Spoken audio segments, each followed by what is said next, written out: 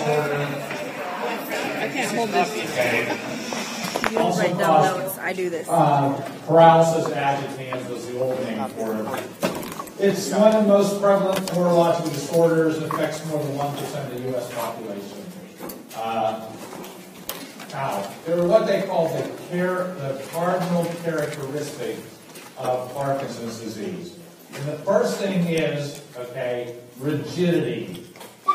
And rigidity is sometimes, it appears as what they call cogwheel rigidity. Okay? What's cogwheel rigidity? Turn the page for a second and see what a cogwheel is. Okay. You ever have those Barbie dolls or the G.I. Joe dolls, which in the joints, like you want to move the arm, it sort of catch and came down in steps? Well, that's cogwheel rigidity. And basically, what they can do to determine cogwheel rigidity in a lot of Parkinson patients is they can try to bend their fingers down just like that. Now, if you take your hand like that and just bend your hand down like that, it's real smooth. It comes down like that. But if you take a Parkinson patient and try to bend their fingers down, what you do is you get this resistance. And it comes down almost like in steps. So that's cogwheel rigidity, which seems to be, one of the more common types of rigidity you see in Parkinson's disease. Okay? Tremor. Okay? Now, the tremor of Parkinson's disease is what we call a resting tremor. Okay? What that means is when the limb is not in motion. If I were to take and lay my hand down on this table here, okay, it would start to move, okay, because it's resting, but it's a resting type of tremor. By the way, later on, when we talk about tremor, everybody thinks it's excess movement. A tremor is not really excess movement. It really is due to an imbalance of dopamine and acetylcholine, which we'll talk about a little later. But it's not excess movement. In fact, Parkinson's, we'll see, is what you get is akinesia. But don't think of a tremor as too much movement. It's what it is. It's a lack of smooth movement. Okay. So the tremor usually goes away when they actually put the limb in motion, if they can put it in motion. Okay. Akinesia, also called bradykinesia. Okay. Basically, your body does not do what the mind asks of it. The body does not respond to the will of the mind. Okay? Akinesia is when they really start complaining. Okay? They can't move when they want to. They describe it sometimes as being tied down into a chair. If they want to try to get out of the chair, they almost feel like they're tied down. They can't make motions. And then their face will become like masked because the muscles in their face don't move. So their face actually become like muscles. And face become like muscles. Face become like masks.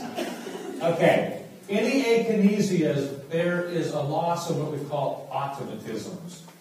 Automatisms, okay, the area of the brain we're going to talk about is where you store certain skills, like physical skills, and also habits. Okay? There are certain things you learn as a young child when you're walking. For example, when you walk around a turn, it's really, really smooth. And another thing you do is you sort of move your arms, okay? There's like a swinging of the arms, okay? Which probably gives you a little balance or whatever. But that's an automatism. It's something that you don't even have to think about, okay? Now, in Parkinson's disease, they lose these automatisms. And for example, one thing we'll tell them to do is, when you turn around the corner, start thinking about marching, okay? March when you make a turn. Okay, so make them think it through. Because you lose these automatisms, things that you would just do automatically, you would not even think of. So in Parkinson's disease, you tend to lose those automatisms. Remember, skills and habits. In the area of the brain we're going to talk about, which is called the striatum, that's where they seem to be stored. Okay? Postural disturbances are often present, and the patient must voluntarily adjust these prior to using his hands. There's a loss of postural reflexes causing imbalances and often falling. Also, it affects your gait. Okay? You don't swing your arms correctly, so your gait may be a little off. Okay? However, in his last stages, and I actually saw this in a guy, he used to wear a suit all the time. I used to see him on the campus of the University of Pittsburgh. His wife would be taking him to the hospital, to the doctor, and she would have his arm hooked.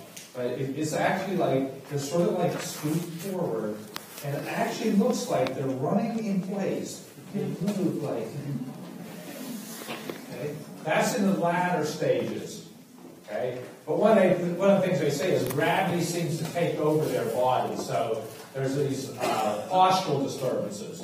So the cardinal symptoms of Parkinson's disease are rigidity, tremor, akinesia, and postural disturbances. Those are the 4 cardinal symptoms.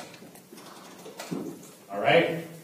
Then there may be muscle weakness. And muscle weakness is probably the first thing, the very first stages. They might not even notice it when it first starts, okay? They'll have these muscle weakness. Now here's the next thing. Mental ability is usually not impaired, although mood may be severely depressed. There seems to be a relationship between depression and Parkinson's disease. Okay? Now we don't really know whether that's due to the fact that these people lose their independence and therefore they become depressed because of that, or if there's some chemical relationship in the brain between the two. Some people with Parkinson's disease, okay, are sharp as a tack, okay, but they just can't move like they want to. But in other people, there is sometimes like dementia, because a lot of times it's old age, okay, and you may be sort of, becoming senile and even demented. So it's really hard to distinguish between two. Drooling is a word you should get to know as sialorrhea. Anybody want to guess why they would drool? No muscle. Because they can't swallow, and the muscles in the mouth don't move. So the saliva just drools right out of them. So drooling is a thing. On the next page, they have I forgot to tell you about the tremor. The tremor is sometimes called pill-rolling tremor. Okay? You might see this type of tremor, but pill-rolling tremor, I saw it with my father in his later years. It's as if you were rolling a pill between your thumb and your forefinger. It sort of looks like this. Okay? Where you're shaking and you have the tremor of your arm, but at the same time you're moving. My father had it sort of like in slow motion. Okay? But that's called a pill-rolling tremor. So you see these different types of tremors. I like this second page. It shows you a lot of the things that you see in Parkinson's disease. Okay? The next page was written by the guy who the disease is named after, James Parkinson. And if you read it, he really did a phenomenal job of explaining it. And he even talks about that running pace I was showing you, those guys who do this. I saw that before I even read that, even before I ever knew it. And he just really described analogy just so well. So you can read over that. Okay? Okay. The Parkinson syndrome usually rises as an idiopathic disease. What's that mean? We don't know what really caused it. But the signs may appear in conjunction with other disorders. Now, before I even start this, I will say that they have found, especially in people who get Parkinson's before the age of 50, there may be a genetic component. For those who get it in an early age, there may be an inherited pattern. But by far, okay, that's way below the average person in which it's idiopathic. Average Parkinson person in whom it's idiopathic. We really don't know what causes it. Okay. Ischemic changes in the brain following a stroke or a result of cerebral arterial sclerosis. That can be one cause. Viral encephalitis, which may have occurred several years previous. You guys ever see the movie Awakenings? If you ever get a chance, go to Blockbuster or wherever, or Netflix, and really watch that movie. It's the story of these group of people, okay, in the 1920s. There was an outbreak of viral encephalitis in this country, and those people very quickly developed Parkinson's disease. And Awakenings, Robin Williams is the doctor in that. And if you ever want to watch that, it shows all about the beginnings of the drugs, L-Dopa, and it also shows the problems of the drugs. Because these people, they gave them L-Dopa, and all of a sudden they could move normally, but with time, they actually lost that ability to move. Then you get these things called dyskinesias, which we'll talk about setting in. That movie showed all that stuff. Okay, but it was about the group of people who had that encephalitis during the early 20s.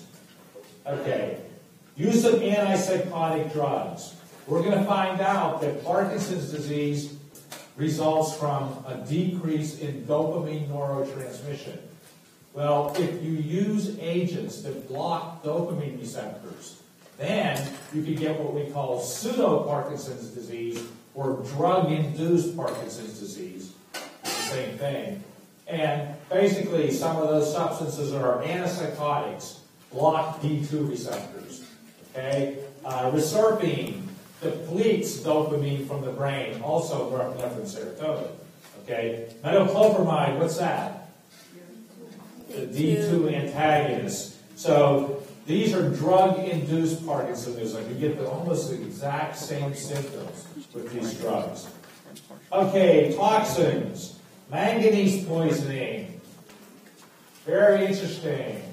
There's a famous person you know, probably, who lives up in Canada, came from Canada, where they have a lot of manganese mining from that particular area. Anybody know who that is? Michael J. Fox. You got it. Michael J. Fox. Okay, is from that particular area. MPTP is a really interesting story.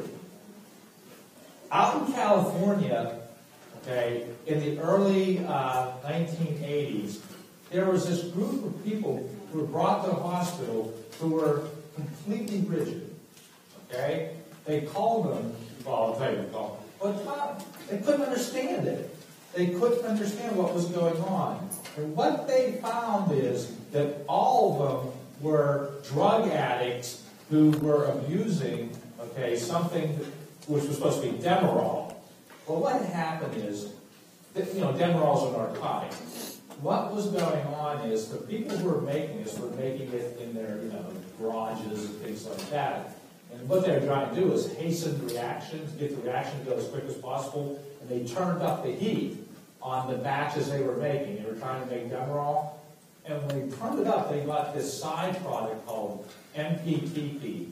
And MPTP, what it did was, when it met up with monoamine oxidase, it formed this thing called MPP+, and then MPP+ went directly to the area of the brain where you have these dopamine neurons and destroyed them almost instantaneously. So these guys were brought in to the clinics, and they were completely frozen. They called them the frozen addicts. I used to have a documentary I used to show to the class, but I lent it out to somebody and they never got it back. But it was amazing what happened. It showed the story of how, this guy traced it back to one batch of this stuff that was turned up. And all these addicts came, were completely frozen. So that was a chemical-induced Parkinson. And now we use that model, okay, when we want to study Parkinson's disease, we give that to monkeys. And that will destroy their substantia nigra, and they will become frozen.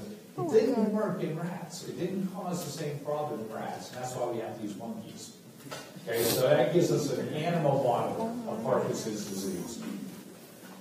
Okay, carbon monoxide poisoning. Traumatic